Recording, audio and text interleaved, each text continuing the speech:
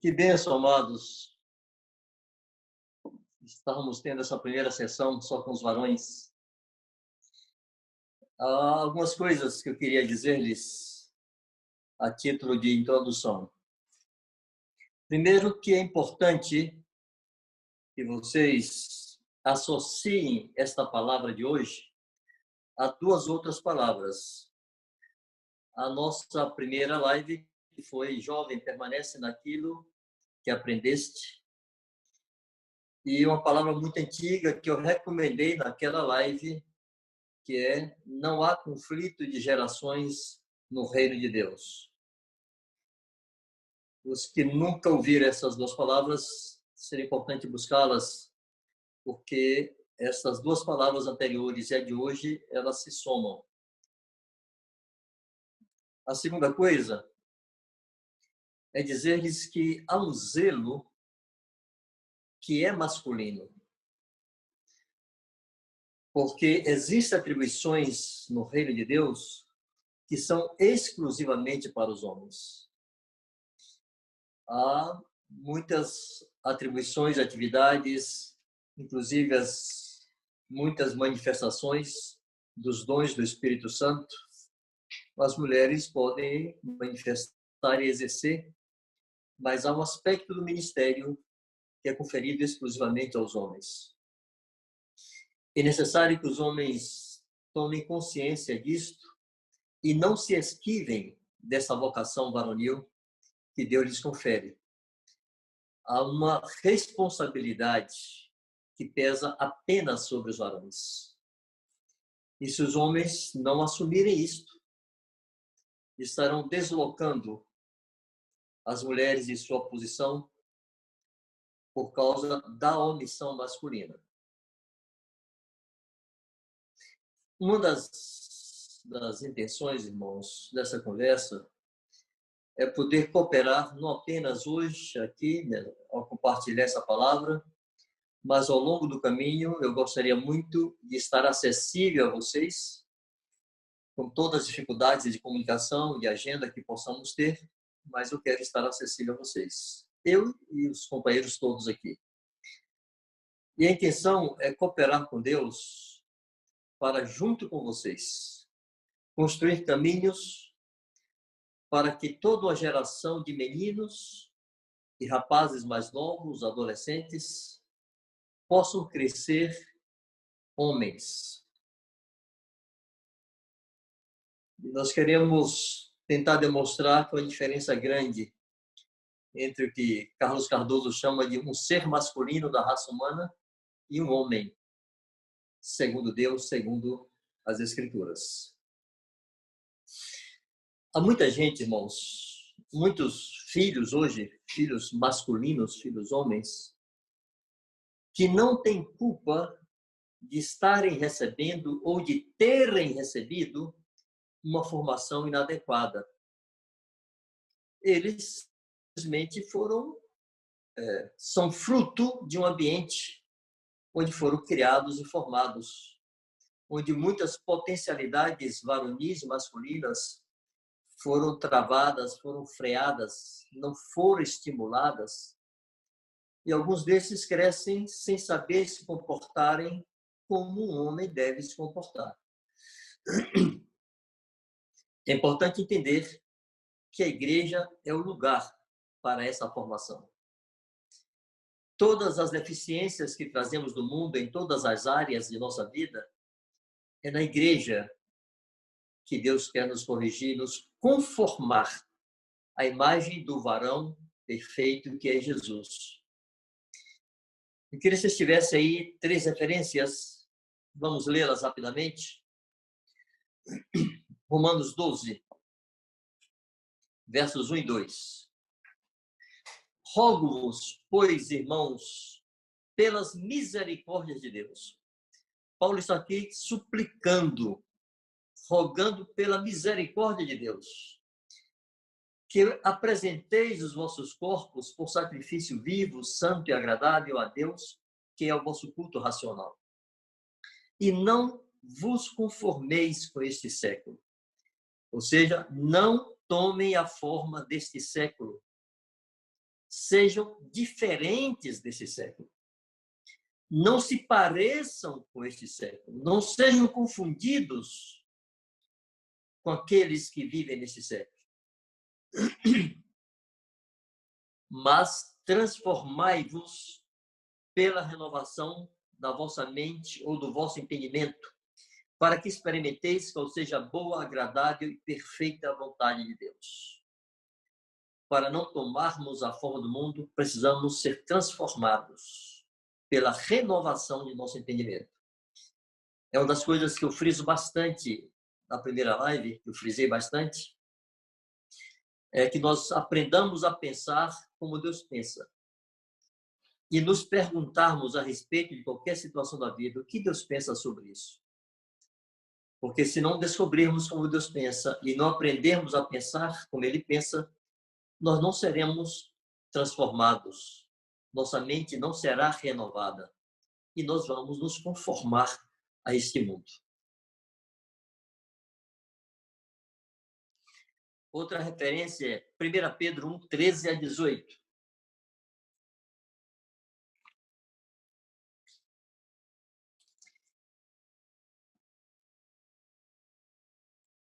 Por isso, cingindo ou vestindo, cobrindo o vosso entendimento, sede sóbrios e esperai inteiramente na graça que vos está sendo trazida na revelação de Jesus Cristo. Como filhos da obediência, não vos amoldeis, não tome a forma. Isso é a mesma coisa de Romanos 12, 2. Não vos amoldeis às paixões que tinhais anteriormente na vossa ignorância. Já no tempo que vocês eram ignorantes, que vocês não conheciam a vontade de Deus, que vocês não sabiam o que Deus pensava sobre determinados assuntos, vocês se entregaram a algumas paixões. E agora o apóstolo está dizendo, não se amoldem a essas paixões. Percam a forma que elas tinham, que elas colocaram em vocês, se distanciem delas. Pelo contrário, segundo é santo, segundo é separado aquele que nos chamou, tornai-vos santos também vós mesmos em todo o vosso procedimento. Porque está escrito, sede santos, porque eu sou santo. Ora, se invocais como Pai aquele que, sem acepção de pessoas, julga segundo as obras de cada um, portai-vos com temor durante o tempo da vossa peregrinação. É uma peregrinação. Vivemos aqui como peregrinos. Não somos desse mundo, portanto, não podemos nos amoldar a ele. E não podemos nos importar de sermos considerados extraterrestres, ETs, de termos um comportamento diferente. Faz parte da realidade de sermos peregrinos e estrangeiros nesse mundo. Sabendo que não foi mediante coisas corruptíveis como prata ou ouro que fostes resgatados do vosso fútil procedimento, ou da vossa vã maneira de viver, que por herança recebestes de vossos antepassados. Mas pelo precioso sangue, como de cordeiro, sem defeito e sem mácula, o sangue de Jesus. Na verdade, até o verso 19. Quero destacar duas coisas aqui. Primeiro, que o Senhor está afirmando que nós fomos libertos, nós fomos resgatados de uma vã maneira de viver, de um fútil procedimento, que recebemos por herança de todos os nossos antepassados, desde Adão até agora. Ele nos libertou disso por um preço muito alto, que foi o sangue de Jesus. E agora ele se tornou o nosso Pai. É o que está no verso 17. Ora, se invocais como Pai, nós invocamos como Pai este Deus, que por meio do sangue de seu Filho, nos libertou de uma vã maneira de viver. Pois bem, e agora como Pai, o que é que ele quer fazer? Ele quer nos dar uma nova educação. Todo pai quer educar seus filhos. Os filhos pequenos não sabem, mas os pais têm projetos para eles. Os pais têm planos para seus filhos, têm objetivos definidos e lhes educa na direção desses objetivos. Deus é assim também. Então, em Tito, capítulo 2, verso de 11 ao 14, diz assim: Porquanto a graça de Deus se manifestou salvadora a todos os homens. Como se manifestou essa graça salvadora? Educando-nos. Deus quer nos educar, como filhos que somos. Educando-nos para que, renegadas a impiedade e as paixões mundanas, é a mesma coisa que Pedro falou, vivamos no presente século de maneira sensata, justa e piedosa. É o que Paulo fala em Romanos 12, 2. Viver de forma contrária a este mundo. Quando vivemos de maneira sensata, justa e piedosa, estamos contrariando a maneira do mundo viver. E nós vamos adquirir esse estilo de vida por meio de uma educação que o Senhor nos está dando, através da sua palavra. Educando-nos para que, renegadas as paixões, vivamos de maneira sensata, justa e piedosa. Pois bem, com isso em mente, entendamos que tudo que é contrário à vontade de Deus, que nós trouxemos no mundo, deve ser substituído. É muito importante que nenhum de nós, irmãos, fiquemos apegados a uma cultura familiar, a uma cultura regional, a uma cultura social. Não fiquemos apegados ao nosso próprio estilo. Frases do tipo, eu sou assim mesmo, devem ser proibitivas no reino de Deus. Porque a Bíblia está afirmando que Deus te livrou dessa maneira vã. E agora Ele quer te instruir, te ensinar, te educar para viver de forma diferente. Nessa perspectiva, irmãos, Deus quer nos educar, a cada um de nós como varões, a sermos homens segundo o pensamento de Deus. O padrão de um homem está nas Escrituras, não está em nenhum outro lugar. Eu gostaria que, enquanto fôssemos conversando, vocês fossem passando em revista seus valores. Vocês fossem levando em conta as coisas que vocês pensam sobre todos os assuntos, as coisas que vocês creem, as convicções que vocês têm, o comportamento que vocês têm diante das circunstâncias do mundo. E comparando isso com as Escrituras, comparando isso com a educação que Deus nos dá pelas Escrituras, e se perguntando assim, o quanto de meu comportamento eu recebi no reino de Deus, na casa de meu Pai, e o quanto do meu comportamento eu importei do mundo. Estou trazendo para a minha vida como filho de Deus. Pois bem, há uma passagem que nós vamos explorar bastante hoje. Está em 1 Reis 2, versos 1 e 2.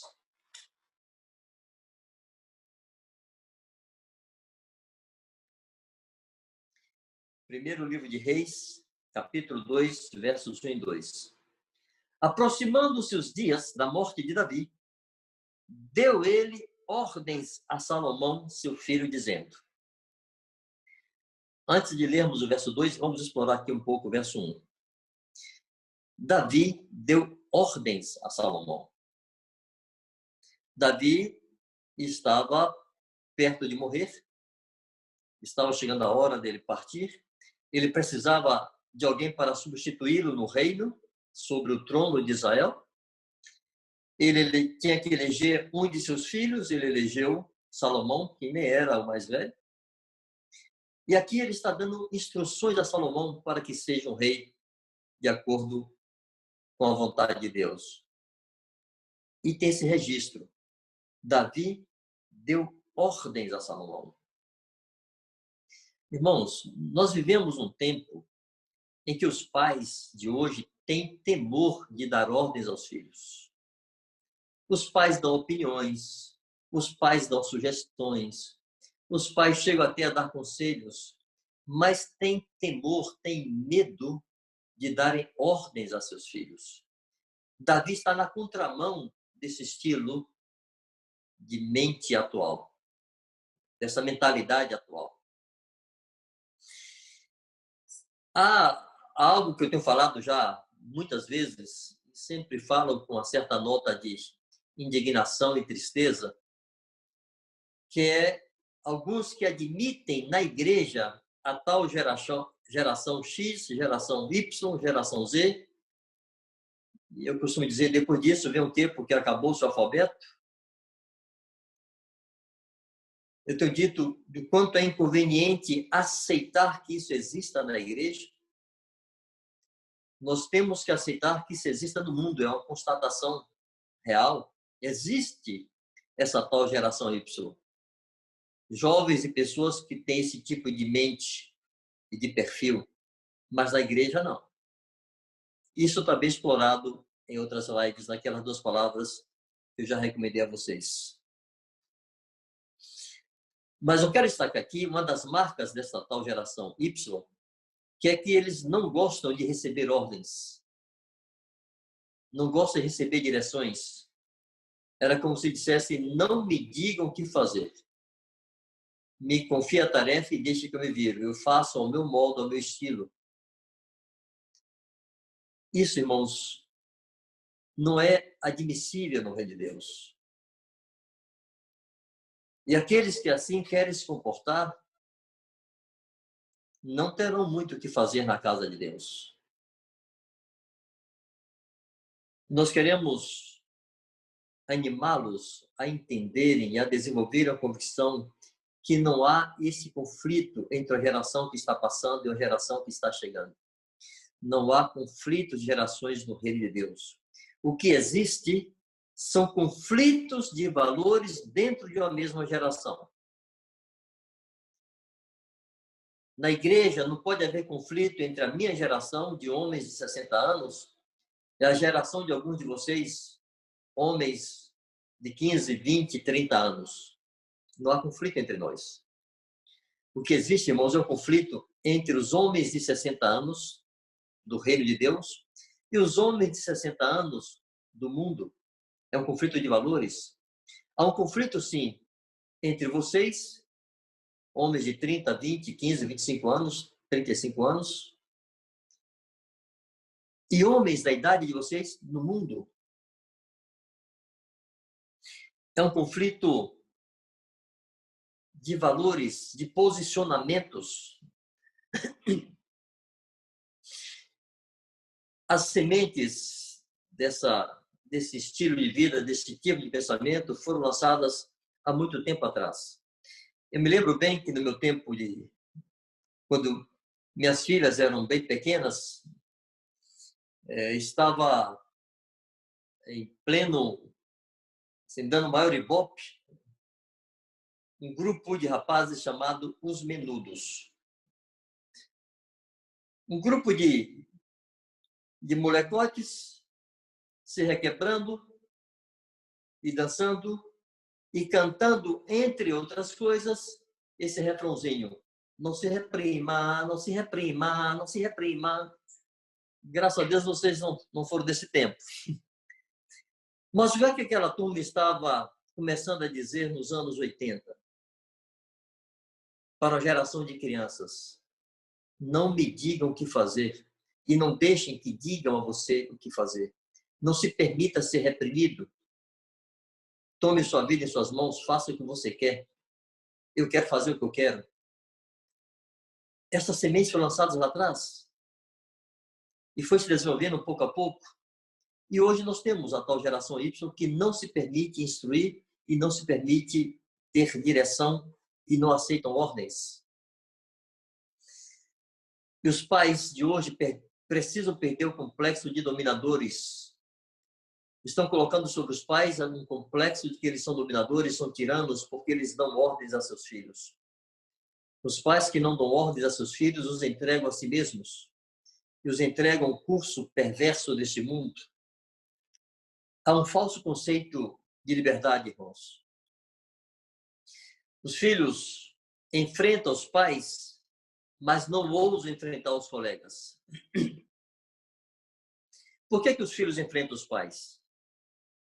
Porque eles sabem que, em última instância, os pais terão por eles um tipo de misericórdia e um tipo de tolerância que seus colegas, o grupo do qual ele participa, não terá para com eles. Eles sabem que o grupo não terá compaixão em excluí-los. Eles não querem ser o esquisito no grupo, então eles se amoldam ao grupo e não enfrentam o grupo. E muitas vezes violentam sua consciência e vendem seus valores morais para serem aceitos e recebidos dentro do grupo, seja na escola, seja na rua, seja no trabalho. Como eles sabem que os pais não vão expulsá-los e não vão rejeitá-los, eles enfrentam os pais. E enfrentam em cima do argumento fútil, tolo, de que querem liberdade. Ah, você quer ser livre? Completamente livre? Ok, está bem. Próximo sinal vermelho, você avança. Você é livre, cara. Tá com medo de quê? Avança o sinal vermelho. Na pista que recomenda 60, ande a 100. Na que recomenda 80, ande a 140. Você é livre. Não tem que sujeitar a lei nenhuma, a regra nenhuma. Bote para quebrar. Você é o cara. Porque alguns são tão ousados em casa com seus pais para desafiá-los, enfrentá-los e temem um sinal vermelho. Irmãos, mesmo nas faculdades, nas escolas, as pessoas têm que se adequar às regras que estão ali. Existem exames, existem provas. E se você se sente tão livre que não quer submeter-se a essas regras, você não conclui seu curso, você não tem a formação que você busca. Por que você se adequa às regras de uma faculdade, de uma escola, e não se adequa às regras da sua casa? Porque é tão agressivo sujeitar-se aos pais e não é tão agressivo sujeitar-se a um professor que muitas vezes é um blasfemo, um pecador inveterado? Não existe liberdade completa. Todo mundo está sujeito a alguma estrutura, a algum sistema, a algum relacionamento, a regras e leis. Nós temos hoje um presidente da República que não consegue governar. Foi eleito pelo povo e não consegue governar. Porque existe outras... Dentro da estrutura de uma república, há outros poderes que lhe estão impedindo de governar. O que é que ele faz? Nada. O que pode ele fazer? Não existe liberdade completa, mas os jovens, no trato com seus pais, reivindicam essa liberdade. Isso é um engano. Isso não pode ser admitido na casa de Deus. E vocês precisam ter confiança para contestar esses falsos valores nos relacionamentos que vocês têm aí fora no mundo. Então, eu quero repetir que o que existe não é um conflito de gerações, mas um conflito de valores. Quero dar 2 exemplos. Quando eu era muito menino, isso há exatos 50 anos atrás, eu tinha 10 anos de idade, estava na praça de minha cidade, lá no interior da Bahia, uma cidadezinha chamada Itororó, e um colega da minha idade disse: homem que não tem 2 mulheres não é homem. Eu fiquei tão indignado, porque meu pai só tinha uma mulher. E era homem, muito homem. Para ter disso aqui, velho. Meu pai só tem uma mulher e é mais homem do que o seu. E, como diz a gurizada lá anterior, trufamos no pau. Rolamos pelo chão, tampei na mão na orelha dele e saiu uma briga feia. Era uma questão de valor. Eu era um menino de 10 anos, mas eu via dentro de casa um modelo de homem. E para mim, ter uma mulher só era uma expressão de varonilidade verdadeira. Não era um conflito entre um menino e homens adultos. Era um conflito entre 2 meninos com valores diferentes. E um conflito entre meu pai e os pais dele. 2 adultos. Vários adultos com valores diferentes. Vocês têm que entender que os valores de vocês não podem ser os valores do mundo. Então, há que ter enfrentamento entre vocês e o mundo, em termos de valores e de ideias. Uma outra situação, eu já era adulto, casado, estava no trabalho, trabalhava na indústria em revezamento de turno, e um dia, no turno de 0 às 8, sei lá, 2 da manhã, alta madrugada, os caras, sem ter o que fazer, começaram a falar de suas experiências de infidelidade às suas esposas. Começaram a contar como eles faziam para enganar suas esposas e chamavam essas esposas de federal, de dona encrenca, e riam, escarneciam das próprias esposas. Eu estou quieto lá de costas para eles, no meu trabalho, me cercaram, fizeram a roda ao meu redor, um círculo ao meu redor, e começaram a me provocar, e começaram a usar palavras de baixo calão para se referir à minha fidelidade conjugal. Eu me virei para eles e disse assim: amigos, ter várias fêmeas, qualquer cachorro pode ter. Ter uma mulher só é coisa de homem, e eu sou homem, velho. Se você quer ser cachorro, o problema é seu. Irmãos, não era um conflito entre a minha geração e a geração antes de mim ou a geração que viria depois de mim. Era um conflito meu com minha geração. Era um conflito de valor, de entendimento, de convicções. E vocês não podem se esquivar deste conflito no ambiente que vocês vivem. Mas voltemos ao texto de Davi. Aproximando-se os dias da morte de Davi, deu ele ordens a Salomão, seu filho, dizendo: eu vou pelo caminho de todo homem, de todos os mortais. Coragem, pois, e ser homem. Eu quero acrescentar o verso 3. Guarda os preceitos do Senhor, teu Deus, para andares nos seus caminhos, para guardares os seus estatutos e os seus mandamentos e os seus juízos e os seus testemunhos, como está escrito na lei de Moisés, para que prosperes em tudo quanto fizeres e por onde quer que fores. Primeiro Davi diz, ser homem, coragem e ser homem. E depois diz, guarda os preceitos do Senhor. Amados, uma relação direta entre ser homem verdadeiro e não apenas um ser masculino da raça humana, há uma relação direta entre ser homem e guardar os preceitos do Senhor. Não conseguiremos ser homens de verdade se não andarmos na lei do Senhor, se não guardarmos seus mandamentos, seus estatutos, para andarmos nos seus conselhos, nos seus juízos, nos seus testemunhos. Se nos afastamos disso, nós não seremos homens verdadeiros. Seremos uma espécie macho da raça humana, mas não seremos homens. O modelo de um homem nasceu no coração de Deus. Foi ele quem construiu a alma do homem, a mente do homem, o corpo do homem, para se comportar como homem dentro dos valores dele, o Criador. Então, primeiro passo, se você quer ser um homem de verdade, conheça a vontade de Deus. Conheça o que Deus pensa. Você não conseguirá ser um homem de verdade se você ignora o conselho de Deus. Eu quero animá-los, eu quero desafiá-los a se entregarem ao estudo das Escrituras. Tomarem tempo, assim como vocês se dedicam para um concurso, como vocês se dedicam para um curso na faculdade, na escola, no ensino médio, seja qual for o grau que vocês estejam cursando, se dedique às Escrituras. Jesus disse, errais não conhecendo nem o poder de Deus. Queremos ser homens segundo Deus, precisamos conhecer o que Deus pensa sobre cada assunto e nos aplicarmos ao estudo das Escrituras, onde temos revelado a sua vontade e a sua palavra. Isaías, capítulo 3, verso 12. Isaías, capítulo 3, verso 12. No contexto, irmãos, nós veremos que o profeta Isaías está denunciando o estado de completa confusão, o estado caótico em que o reino de Israel estava entregue. Ele denuncia os profetas, ele denuncia os sacerdotes e também denuncia o governo.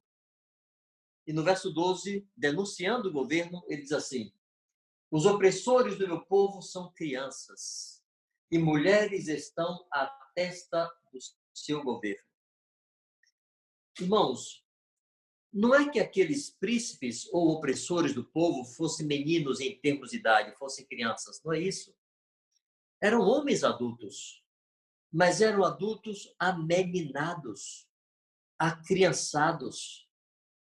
Era como se fossem eternos adolescentes. Presta atenção em qual é a marca do chamado adolescente hoje. Primeiro é importante entender, irmãos, que essa expressão adolescente é algo da modernidade, viu? Isso foi coisa que começou no século XX, mas era uma expressão desconhecida em toda a civilização humana dos séculos anteriores. Não existia adolescentes. Existiam crianças, jovens e adultos. A adolescência foi uma forma que inventaram para justificar comportamentos irresponsáveis, para explicar comportamentos inconsequentes e dizer, não, é um adolescente. Adolescente é cabeça oca. Qual é a marca principal de um adolescente dentro dessa concepção? Ele quer ter os direitos de um adulto e os deveres de criança.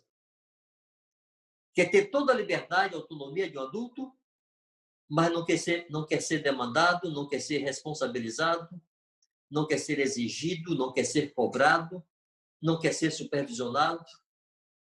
Então, nós vemos um moleque de 11 anos se dizendo adolescente. Então, ele quer, inclusive, fazer sexo. Ele quer ter acesso à pornografia. Ele se masturba.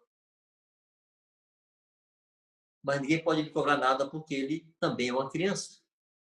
Aí nós vemos um marmanjo de 25 anos que tem um comportamento parecido. Embora esteja qualificado e bem formado profissionalmente, mas não quer ser cobrado em nenhuma responsabilidade moral, quer continuar sendo irresponsável.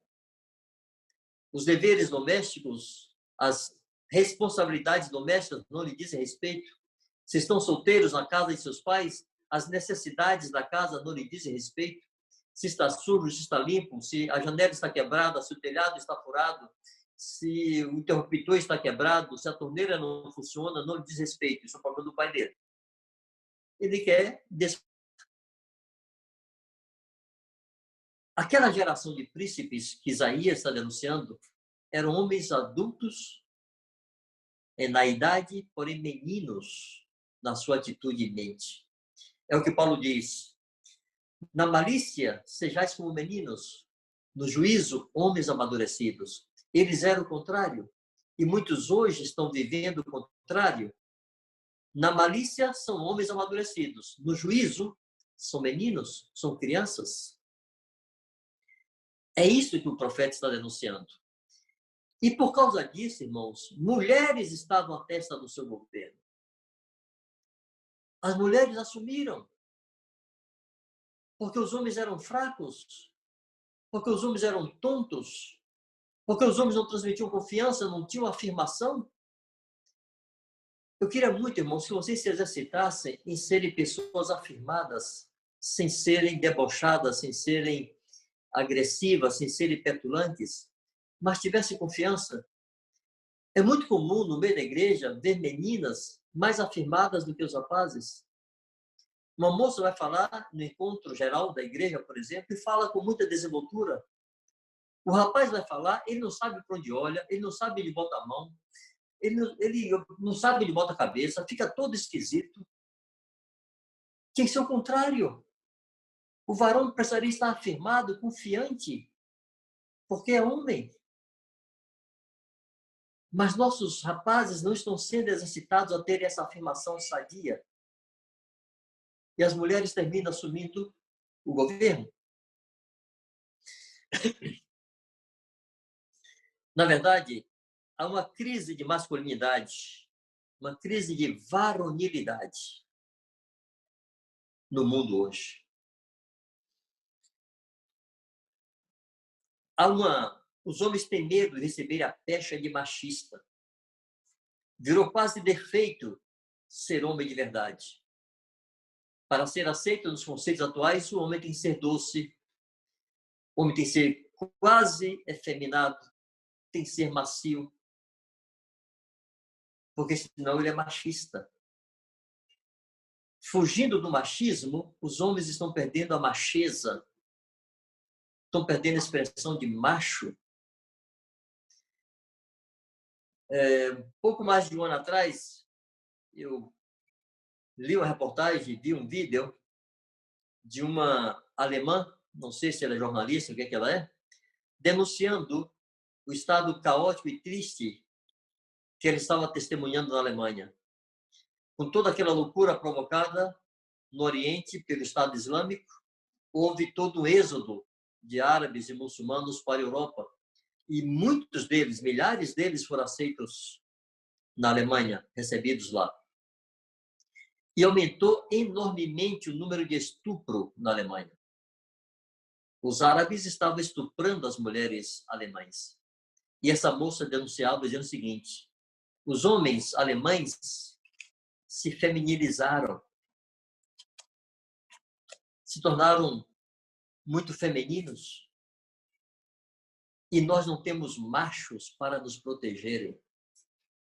Os homens alemães saíram à rua protestando contra essa onda de agressão sexual dos árabes, vestidos de mulher com florzinha na mão, botaram saia e sutiã para protestar.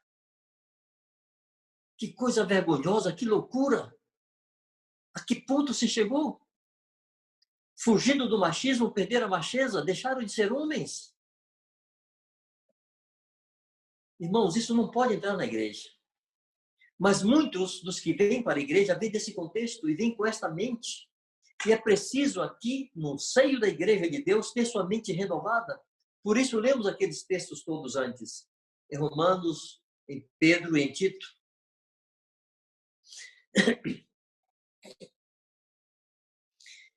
Um homem, irmãos, precisa não ter medo de perigos, não ter medo de desafios, não ter medo de tensões. E para ele perder o medo dessas situações, ele precisa ser exposto a isso. Os homens de hoje se abatem com muita facilidade, se sentem vítimas muito facilmente, têm compaixão de si mesmos. Se sofre um bullying na escola, chega em casa desesperado, chorando, procurando o colo da mamãe. Isso se perdeu. Os meninos são poupados de manifestarem sua macheza, são tolhidos, se tornam tímidos, acovardados. Perderam a expressão de varonilidade. Quando eu falo, irmãos, da crise de varonilidade, da crise de masculinidade, não me refiro apenas a essa praga do homossexualismo que está agraçando o mundo. É difícil hoje você andar pelas ruas e não ver homens se agarrando, homens se tocando de maneira detestável. A Bíblia chama isso de torpeza. E se a Bíblia chama de torpeza, então é torpeza, não tem que ter um apelido. Não existe homoafetividade na Bíblia. A Bíblia chama de torpeza, de sodomia. E é isso o nome verdadeiro? Quem ser proibitivo na igreja, expressões como essa de homoafetividade, isso é maneira de tentar burlar o que Deus denuncia como coisa gravíssima. Mas a crise de varonilidade não passa apenas por isso. Passa também por isso que estava falando antes. Homens sem afirmação, homens sem segurança, sem confiança, homens temerosos, homens medrosos.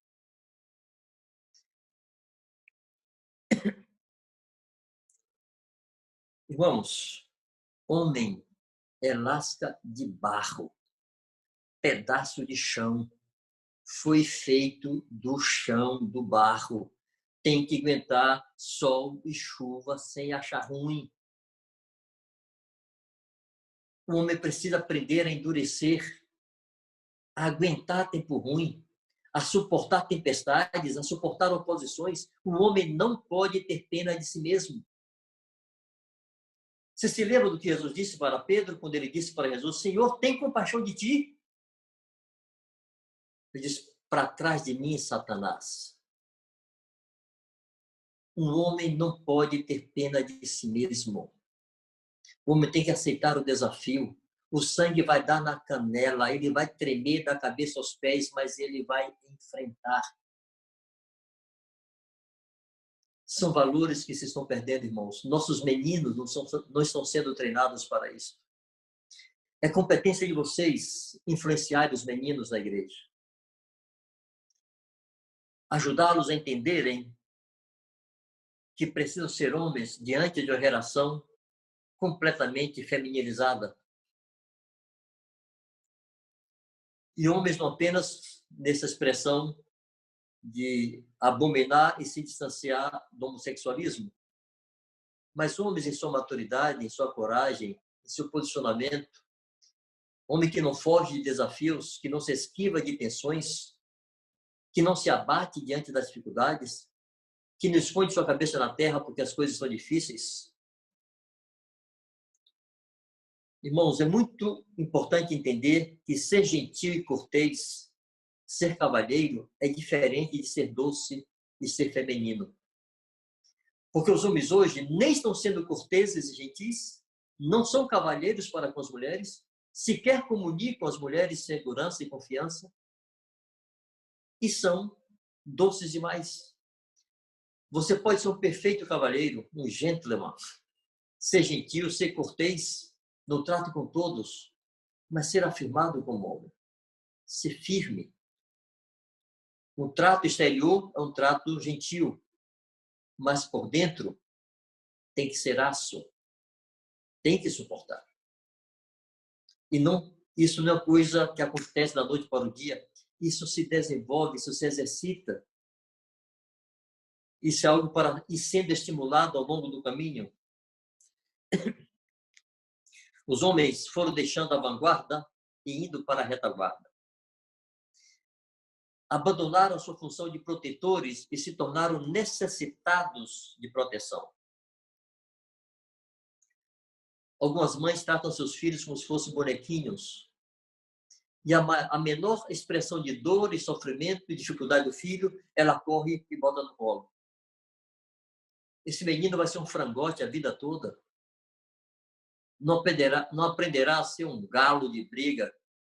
Vai ser um franguinho, um pintinho, guardadinho pela mamãe toda a vida. Aos homens foi dada a função de proteger, irmãos. Guardar. Jesus disse assim, se o pai de família soubesse a que hora viria o ladrão, não fala a mãe de família, é o pai de família. Quem tem que guardar a casa é o homem. E quem vai guardar a casa não pode ter medo de ladrão? Não pode ter medo da agressão?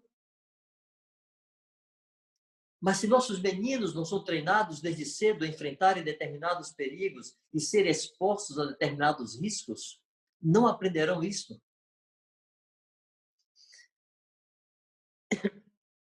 Eu queria contar aqui uma história que envolve meu pai.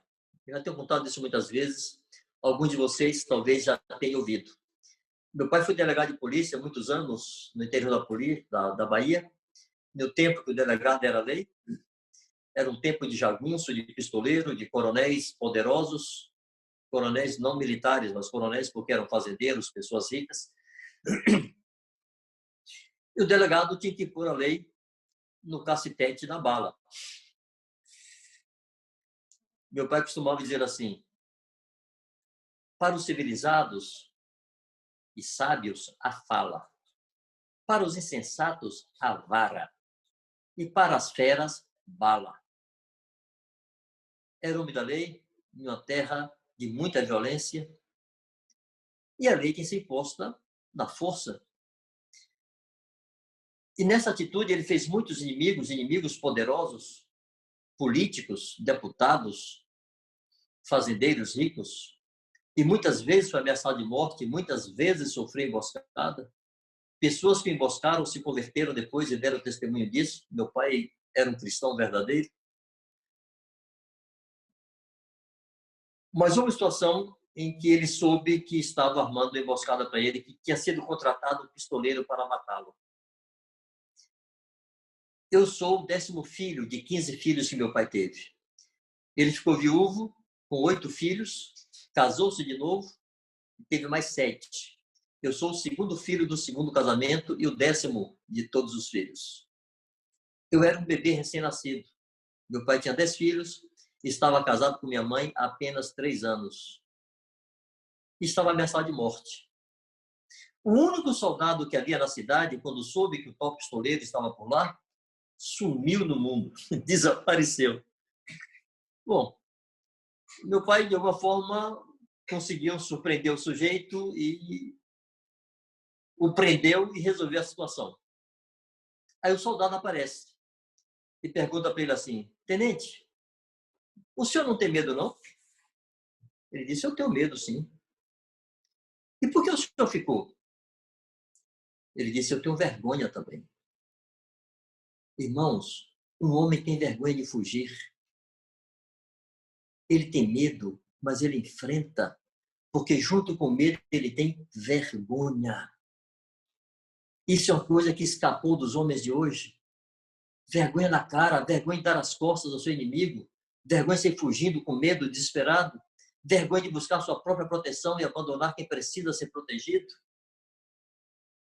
Aquele homem tinha 1000 motivos para sumir.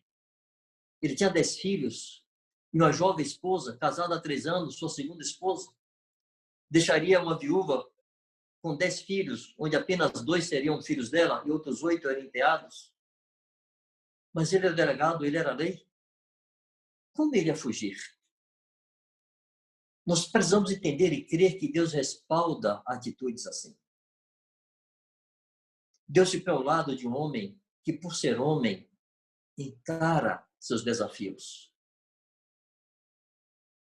Essa confiança de que Deus respalda o justo precisa ser devolvida ao coração dos homens. Heroísmo, irmãos, é algo que tem que ser resgatado na mente de todo homem. Todo homem, todo macho da raça humana é inerente ao nosso coração de varão, irmãos, a inclinação para o heroísmo. O heroísmo no sentido sadio e no sentido literal da palavra, aquela capacidade de estar disposto a correr risco para proteger outro, a sofrer danos, sofrer prejuízos para guardar outros, de se expor para fazer o bem. Isso é herói. E todo homem é um herói potencial. Mas isso se perdeu, sabe por quê? Os homens de hoje querem se dar bem, eles não querem correr riscos, eles não querem sofrer danos, eles não querem perder nada, eles querem se dar bem. E já não há heróis entre os homens, pessoas capazes de terem atos de nobreza.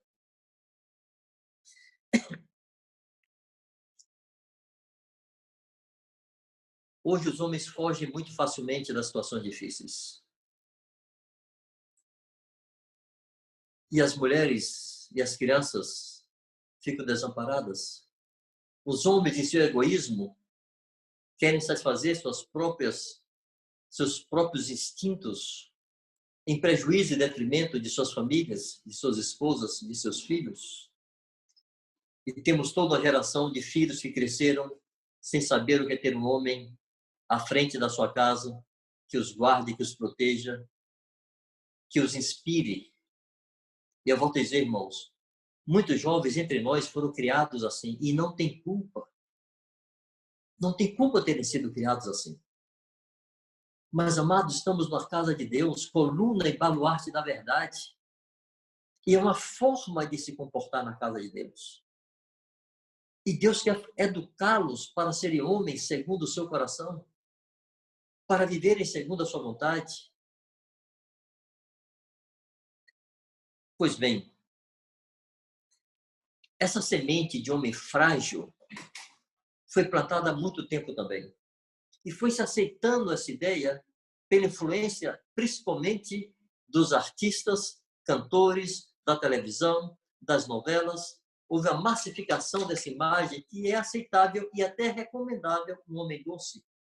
E eu quero dizer, ser gentil e ser cortês é diferente de ser doce.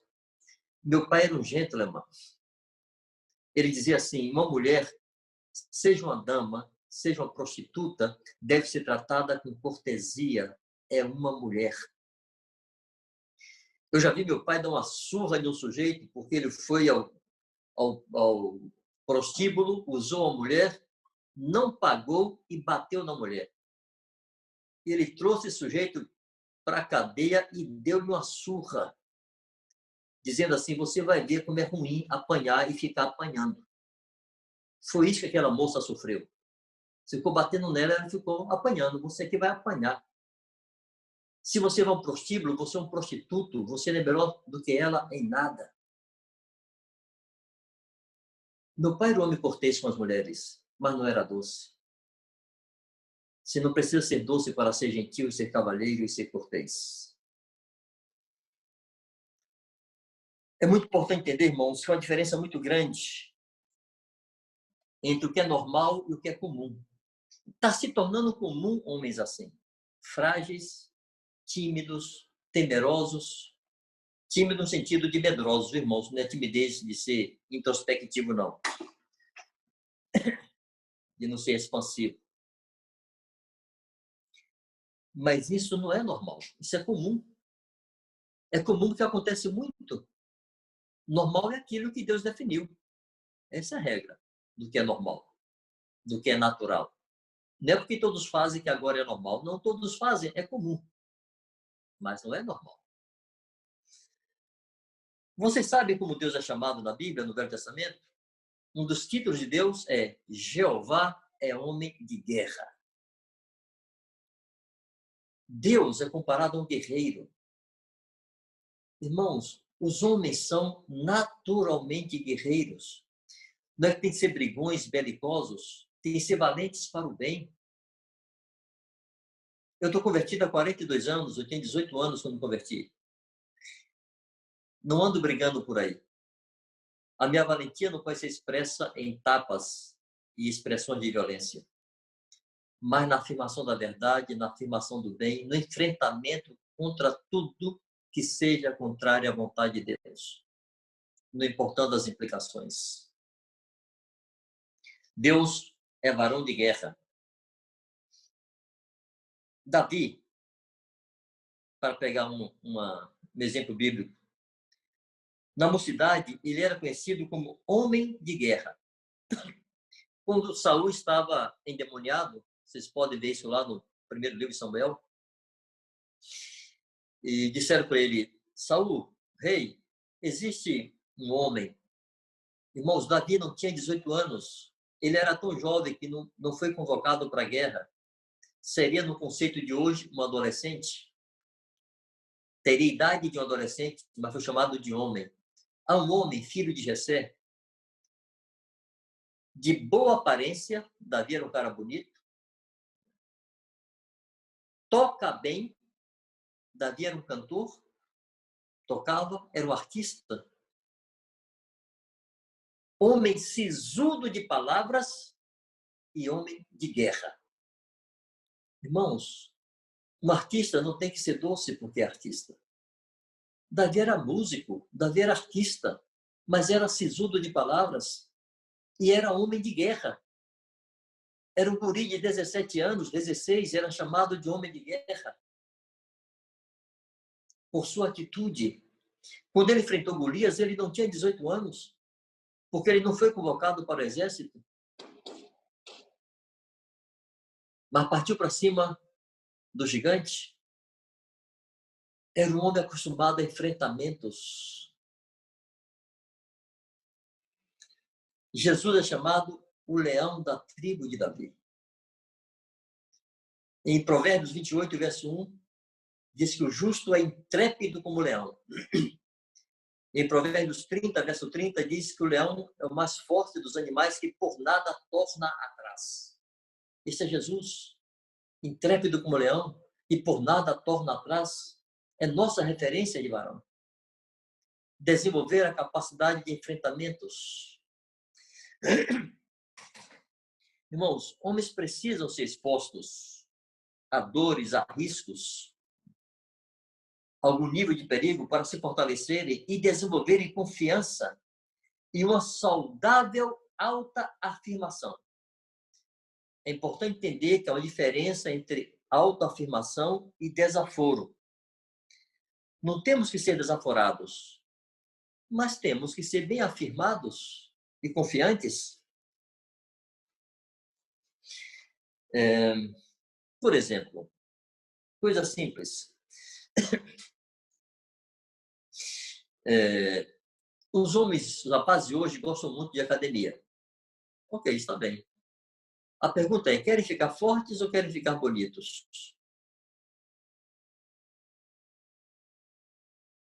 Quando, por exemplo, um jovem é convidado para ajudar a, como diz aqui na Bahia, não sei a expressão que é usada em outros lugares, bater uma laje. Eles não querem ir, não querem rolar cimento, não querem preparar uma massa de cimento, concreto, não querem dar duro, literalmente, para socorrer o irmão. Mas ele quer ir para a academia, ficar diante do espelho, olhando seus músculos. Não teria nenhum problema.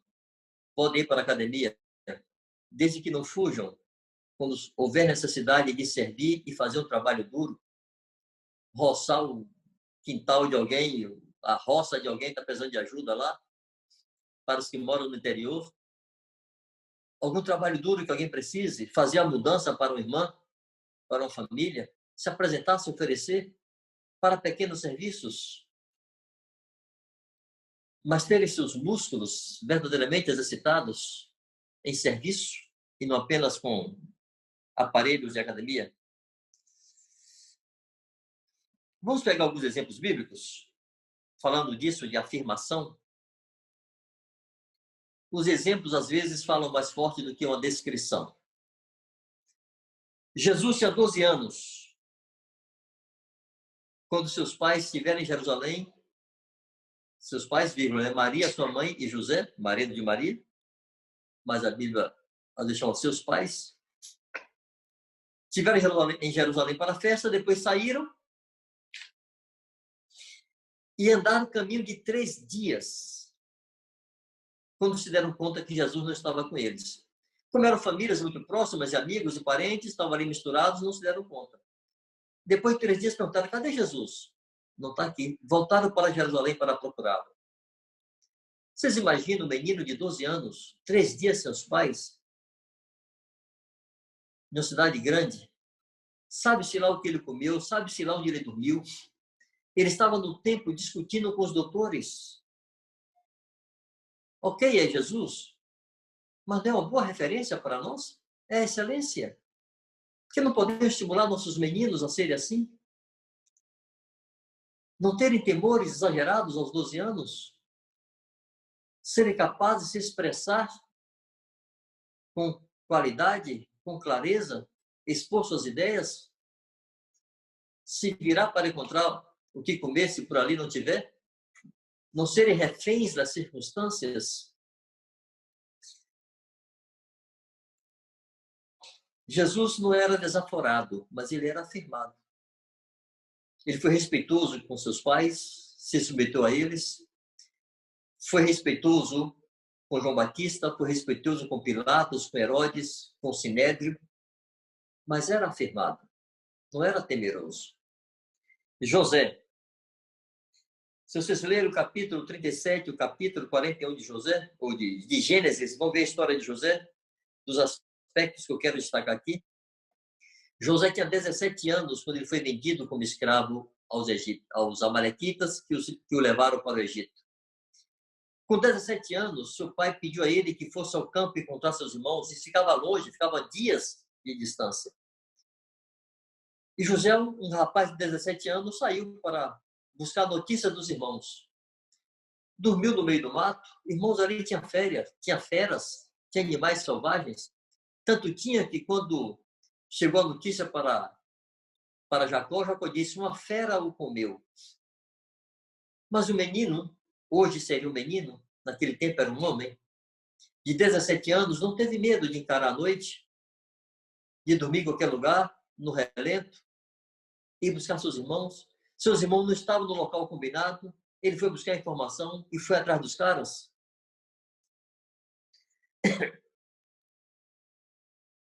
E depois foi vendido como escravo pelos próprios irmãos a uma terra estranha. E lá se comportou como um homem de verdade.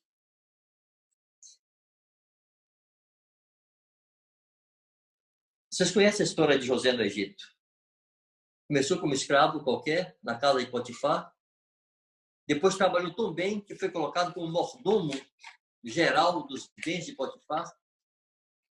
Era um jovem forte, bonito, estrangeiro. A mulher de Potifar deu em cima dele. Nossos jovens hoje ficam escondidos para assistirem pornografia. José tinha de si uma mulher bonita, rica, sua patroa, se oferecendo para ele. E ele fugiu, sofreu dano, não denunciou aquela mulher para não destruir uma família, não destruir a reputação de seu patrão. Foi preso por causa disso, sofreu indignamente, injustamente. Irmãos, isso se chama nobreza. É uma coisa perdida entre os homens. Davi era na linguagem de hoje seria um menino. Naquele tempo era um jovem responsável em cuidar do rebanho de seu pai. Seus irmãos estavam na guerra e Davi ia cuidar sozinho das ovelhas de seu pai. E ele conta que nesse cuidado ele enfrentou o urso e enfrentou o leão para defender as ovelhas. É certo que havia ali muita fé em Deus. Mas, irmãos, junto com essa fé, havia coragem de homem, de não tremer diante do perigo. Ser exposto a intempéries exercita e forma homens. Situações de perigo, de temor, exercita e forma homens. Davi estava ali no meio da noite por dias inteiros, noite e dia, cuidando do rebanho de seu pai, sem medo do escuro. Daniel e seus amigos. No capítulo 1 de Daniel, nós vemos essa história. Eles decidiram não se contaminarem com as iguarias do Egito. Daniel devia ter ali, irmãos, no máximo 15 anos. A palavra usada ali para definir jovens é rapazes pequenos. Seria o que hoje se chama de adolescente. Mas esse menino tinha tal afirmação que ele se recusou a se contaminar com as iguarias do rei. O que seria isso? Se estava lhe oferecendo na comida coisas que eram contrárias à lei de Moisés, inclusive vinho. Pois é que saiu Daniel com 15 anos, que lhe ofereceram vinho, ele não quis. Queria tomar água. Ele não queria ser um ébrio. Ele não queria desfrutar dos prazeres que o vinho dá.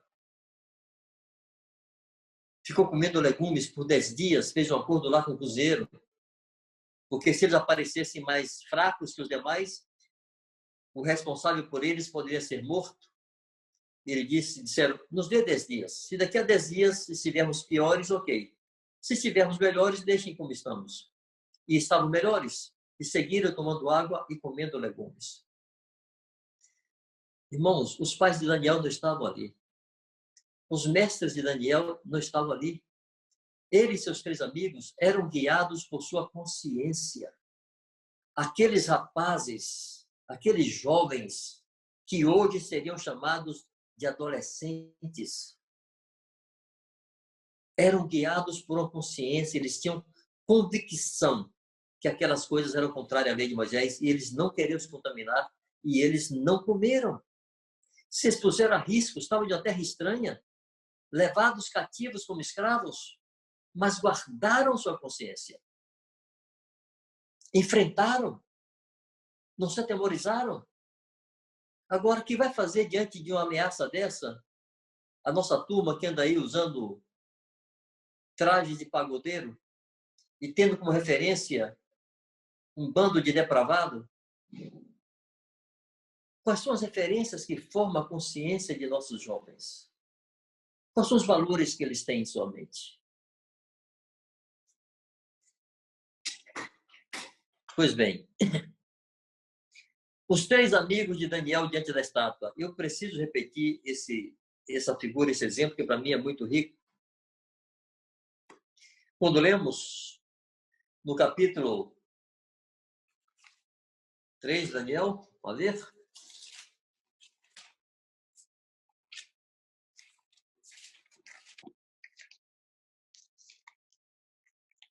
Daniel capítulo 3.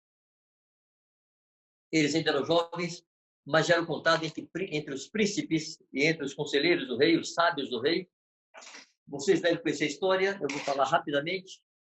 Se não conhecem, por favor, leiam Daniel 3.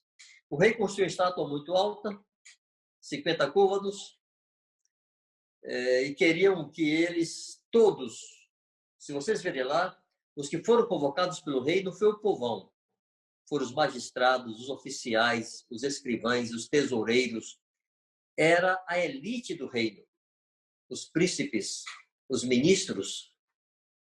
Quando tocasse lá os instrumentos todos, aqueles homens todos tinham que se pôr de joelhos diante da estátua. E aqueles 3 jovens ficaram de pé. Não tiveram medo, não deram gagueira, não deram tremedeira. Eles eram guiados por sua consciência. Meus jovens amigos, construam uma consciência. Tenham dentro de vocês valores que orientem o comportamento de vocês. Valores que orientem a decisão de vocês. Vocês não podem ser orientados pelas circunstâncias, se são favoráveis ou são desfavoráveis, se é seguro ou não é seguro. Não pode ser isso que orienta vocês. Vocês têm que ser orientados por uma consciência. Aqueles jovens tinham consciência diante de Deus que não poderiam se dobrar diante daquela estátua. E o rei apelou para a ameaça máxima. Serão lançados na fornalha de fogo. E eles disseram, fica sabendo, tu, rei, que se o nosso Deus quiser, ele pode nos livrar de tuas mãos da fornalha de fogo. Se ele não quiser, pereceremos. Nem sequer tinham certeza que Deus iria livrá-los. Eles cogitavam que poderiam ser mortos, queimados, mas não se dobrariam. Não iam rejeitar sua consciência. É necessário que formemos, irmãos, uma consciência desde a nossa juventude. Temos valores que orientem nosso comportamento. Irmãos, não precisamos ir tão longe. Voltem 4 anos atrás na nossa história, ao tempo do Estado Islâmico barbarizando lá no Oriente Médio. Vocês devem ter visto fotos, vídeos. Na época, choveu vídeos e reportagens na internet sobre isso. Homens sendo crucificados de maneiras grotescas, queimados vivos, enterrados vivos. Não sei se vocês sabem, irmãos, muitos daqueles homens eram cristãos e sofreram aquilo por causa da sua fé. Muitos deles tiveram suas casas invadidas, suas esposas e filhas sequestradas, violentadas, irmãs nossas, levadas como escravas sexuais, e eles foram queimados vivos, crucificados, enterrados vivos, afogados, degolados, explodidos. Que fariam? Que faríamos nós? Aqui nem falo dos jovens. Que faríamos nós, homens dessa geração de discípulos, diante de tais ameaças? Se não tivermos a consciência formada, irmãos, uma consciência que oriente nosso comportamento, nós vamos dar tremedeira nessa hora. E não saberemos honrar a Deus.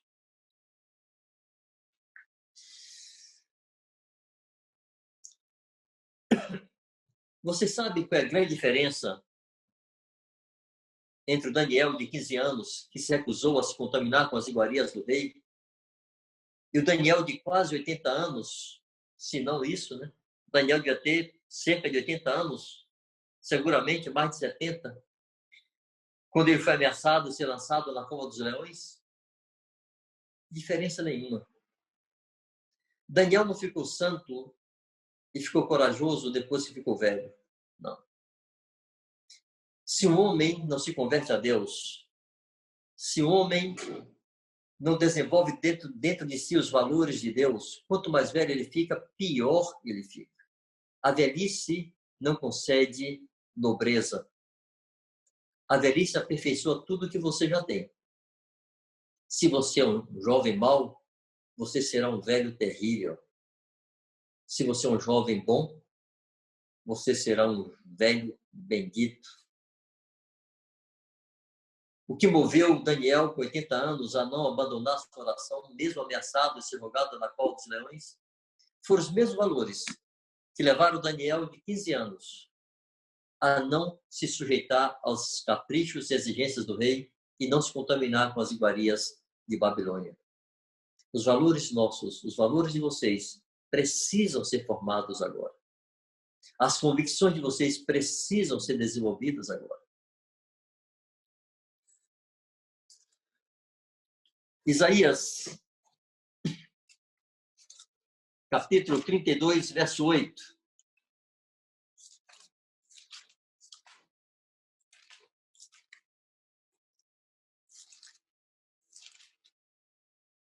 Mas o nobre projeta as coisas nobres e na sua nobreza perseverará.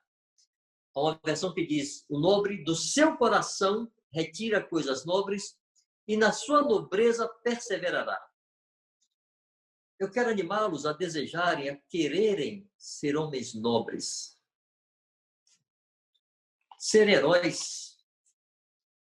Estarem dispostos a sofrer o dano. A não se beneficiarem do que é ilícito. Não quererem se dar bem. Há uma história muito simples, mas muito ilustrativa, de um amigo meu, lá da Paraíba. Ele, o pai era pescador e ele acompanhava o pai em algumas pescarias. E uma vez ele estava há dias já no mar, foram pescar lagostas e não conseguiram nada. Colocava as armadilhas e não pegava nada. E começaram a orar para que Deus mandasse o fruto da sua pescaria. E olhando assim, viram algumas armadilhas de lagostas, cheias de lagostas. Ele disse, pai, Deus ouviu nossas orações. Olha aqui, Deus mandou. E o pai perguntou, foi você que armou essas armadilhas aí? Ele disse, não. Disse, então não é nossa. Mas pai, não tem ninguém. Olha aí para o horizonte, não tem ninguém perto. Ele disse, filho, alguém armou essas armadilhas e quem armou vem buscar. Não é nossa. Deus não mandou isso para a gente. Deus mandou para quem armou essas armadilhas. Mas, pai, você não percebe, pai? O mundo é dos espertos. O pai disse, filho, o mundo é dos espertos, mas o céu é dos santos. Nobreza. Não se beneficiar do ilícito. Alguém teve o trabalho de colocar aquelas armadilhas ali. Eles não podiam se usufruir de um trabalho que não era seu. Ninguém estava vendo, irmãos, a não ser Deus. Isso eu chamo de consciência. Quando vocês estiverem sozinhos, em circunstâncias adversas, seus pais não estarão presentes, seus líderes não estarão presentes, sua família não estará presente, seus pastores não estarão presentes, mas Deus estará ali. E vocês vão decidir de acordo com a consciência de vocês. Eu me lembro quando eu tinha 18 anos, recém-convertido, nós tínhamos o hábito de levar, depois dos encontros noturnos, levar as irmãs em casa. Cada solteiro levava uma ou duas irmãs. Eu fui levar uma moça, uma irmã, que morava muito longe, no subúrbio, assim, era quase zona rural. Chegamos lá, já era mais de 10 horas da noite. Soltamos do ônibus, fomos andando até perto da casa dela, um lugar meio esquisito, meio deserto. Faltando assim, uns 50 metros para chegar na casa dela, uns 30 metros, eu disse, agora você pode ir, eu vou ficar daqui olhando, e quando você entrar, eu vou embora. E ela ficou me olhando assim, uma carinha de... Eu disse, foi mina. Se não vai ter um beijo de despedida? Que beijo, mina? Vai dormir. Que conversa é essa? Gente, eu estava no meio do nada. A menina estava se oferecendo para ganhar um beijo. Eu podia me dar bem. Mas há um negócio chamado consciência. Eu não podia. Irmãos, vai de uma coisa simples assim, de outra coisa simples como não roubar a lagosta do outro, até dar a vida por Jesus. Lá no fundo, são os mesmos valores que levam a qualquer uma dessas decisões. É a consciência formada em Deus. É nobreza. É não se beneficiar do ilícito. É não querer se dar bem. É ser movido por valores que não seja vou ter vantagem. Todo prêmio, irmãos, tem um preço.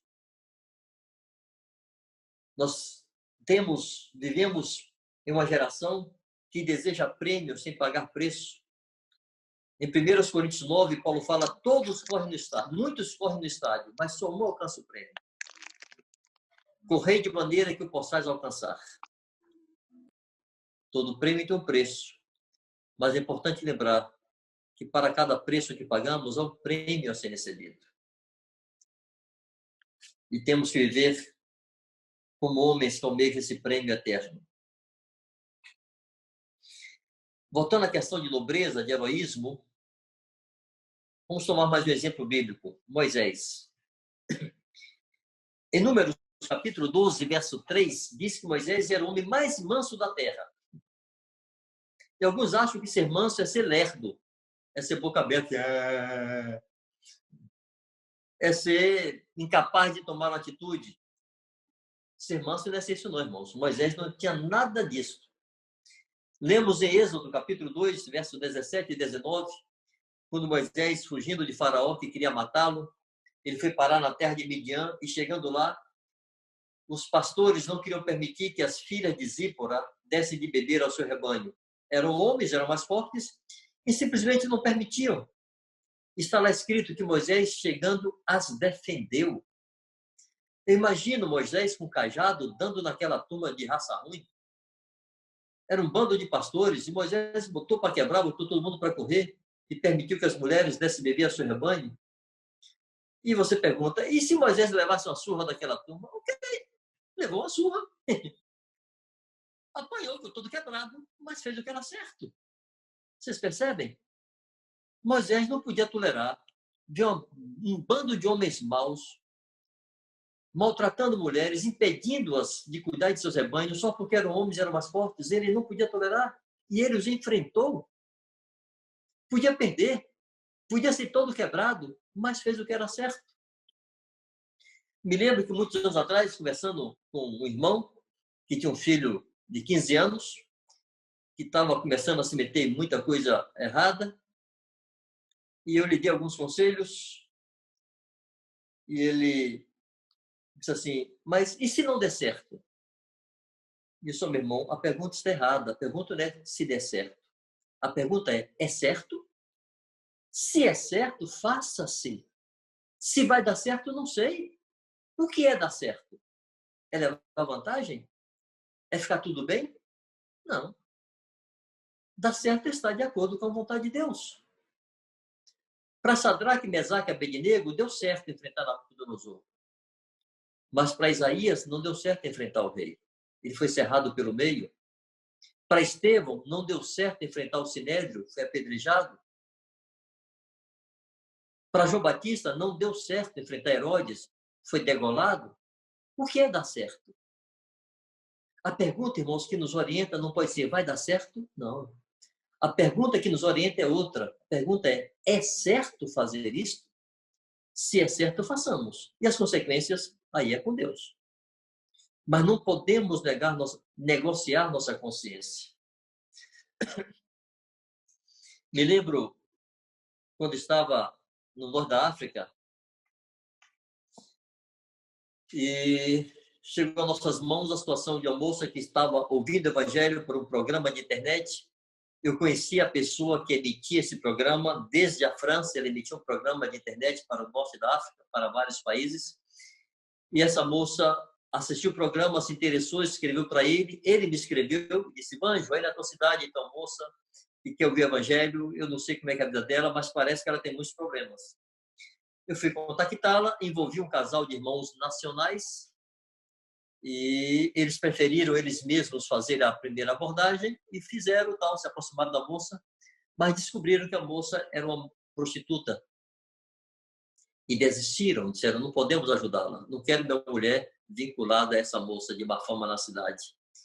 É um país de uma cultura machista, anti-mulher, e uma prostituta, então, tem valor nenhum, muito desmerecida.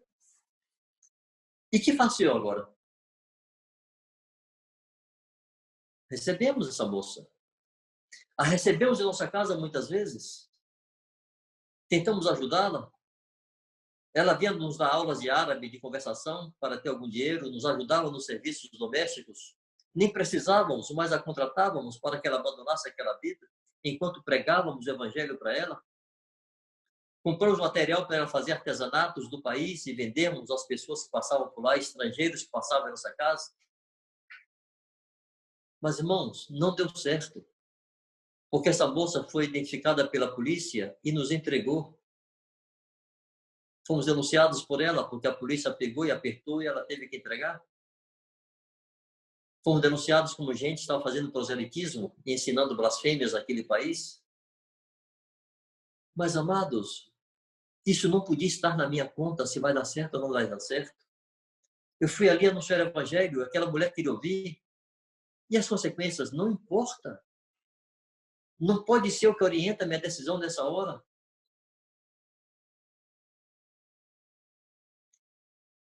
Quando fui detido, e o comissário me interrogava, ele me disse, eu estou aqui no meu estado, ele era o comissário geral do estado lá, daquela província, mais de 500 estrangeiros, são todos cristãos, e nunca tive problema com ninguém, só tenho problema com você. Está escrito na sua testa que você é cristão? Eu disse, olha, não está escrito na minha testa. Mas eu sou abordado pelos seus compatriotas aqui. As pessoas desse lugar são curiosas, enquanto estrangeiro, elas querem falar do islamismo, então do testemunho da minha fé.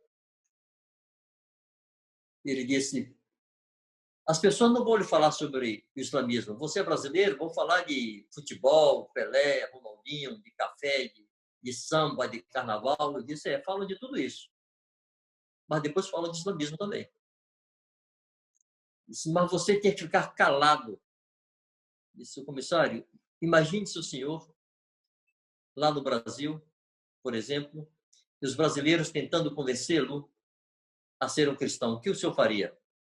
Eu iria defender minha fé. Disse, pois é, eu faço o mesmo. Eu não posso deixar de falar do que tenho visto e ouvido. Irmãos, eu estava em um país onde o evangelho é crime. Eu fui expulso, acusado de 2 crimes. De fazer proselitismo e dar suporte à igreja clandestina. Eu podia ficar detido. Minha esposa estava lá, tinha 2 filhos lá, uma moça e um rapaz de 15 anos. Me foi pedido que desse os nomes de todos os cristãos daquele país que eu conhecia. Eu não podia fazer isso.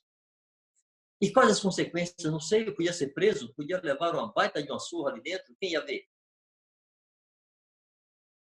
Mas eu não posso ser orientado pelas consequências. Um homem tem que ser orientado por valores, por sua consciência, fazer o que é certo e não o que vai dar certo.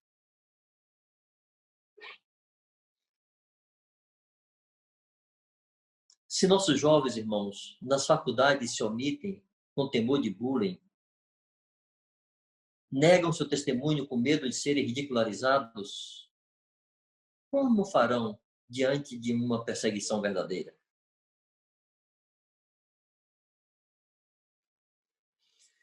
O homem precisa desenvolver cara de pedra. Em Isaías 50, verso 7, falando de Jesus, uma palavra profética a respeito de Jesus, ele diz que o meu Deus fez o meu rosto como um seixo. Vocês sabem o que é seixo? Seixo é pedra. Essas pedrinhas redondas que ficam aí nos rios, nos leitos dos rios, de alguns rios, aquilo é seixo. É uma pedra muito dura.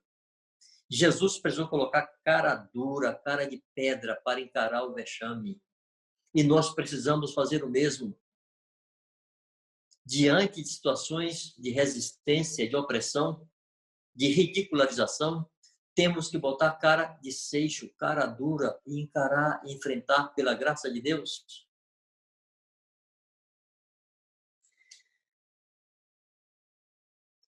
Amados, se não desenvolvermos esses valores, essas virtudes, não conseguiremos, vocês não conseguirão ter indignação contra o pecado no mundo. E vocês não conseguirão ter compaixão dos pecadores. Eu quero animá-los a meditarem em Marcos, capítulo 3, versos de 1 a 5, onde Jesus está escrito a seu respeito que ele teve indignação e compaixão pela dureza do coração dos judeus. O pecado precisa sempre nos indignar. As coisas que ofendem a Deus precisam nos causar indignação. Mas as pessoas precisam ser alvo de nossa compaixão.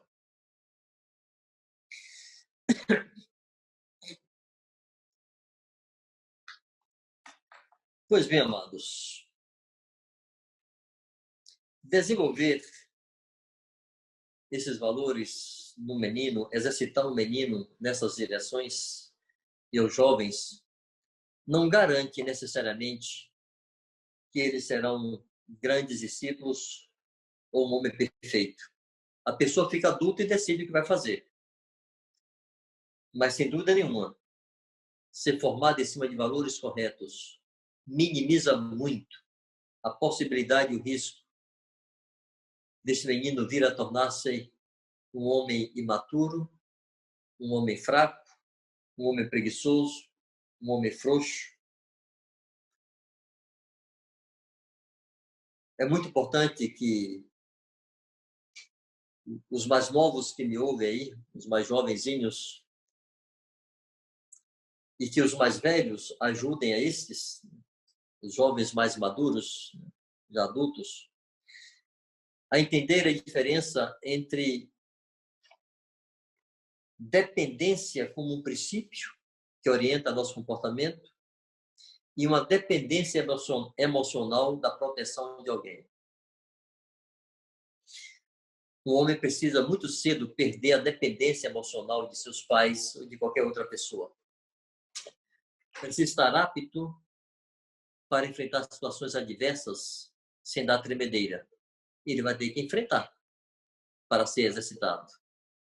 Ainda que mantenha uma atitude de docilidade e sujeição e dependência dos mais velhos, das autoridades, das instituições, mas é uma dependência consciente, por entender que depender, submeter-se, obedecer ao valor que Deus valoriza, que é importante para Deus, mas não é uma dependência emocional, que se o papai sair de perto, ele vai dar tremedeira. Se o seu protetor sair de perto, ele não sabe o que fazer. Um homem não pode precisar da presença de ninguém para se comportar como não tem que se comportar. Se lembre de Davi sozinho lá no meio do nada, cuidando do rebanho do seu pai. Se lembre de José indo a seus irmãos para buscar informação, andando sozinho pelo meio do mato. Lembre de José na casa de Potifar. Não tinha proteção de ninguém. Mas ele tinha que se afirmar em cima dos seus valores. Lembre de Daniel e seus amigos. Lembre de Jesus, com 12 anos. Jesus era submisso a José e Maria, mas Jesus não era dependente emocionalmente da presença deles. Não sei se eu consigo comunicar a diferença entre uma coisa e outra. Pois bem, amados.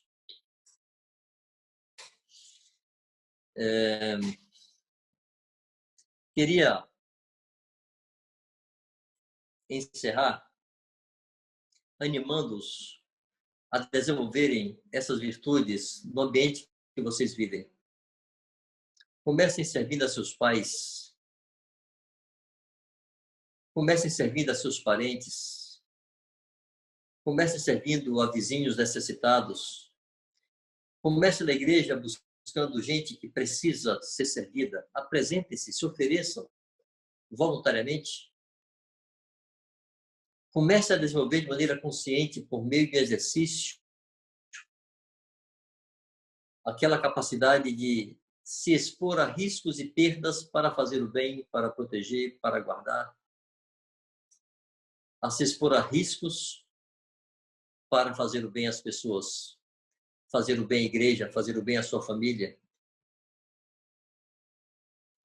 Vocês terão muitas oportunidades ao longo da vida de vocês de colocar essas coisas em prática. Eu tenho certeza que Deus vai habilitar as mãos de vocês, de tal maneira que vocês, como disse Davi, poderão vergar o arco de bronze. Eu tenho muito boa expectativa de, na minha velhice, ser pastoreado por essa jovem geração de discípulos. Homens que, a despeito de sua mocidade e de sua pouca idade, se tornam admiráveis, se tornam respeitáveis, são afirmados, sem serem desaforados, são nobres, são gentis, são cavalheiros, são tementes a Deus. A igreja e o mundo, amados, necessita de homens assim. Está na mão de vocês o desafio de apresentar a este século um modelo do que Deus pensa ser um homem de verdade. Deus abençoe muito.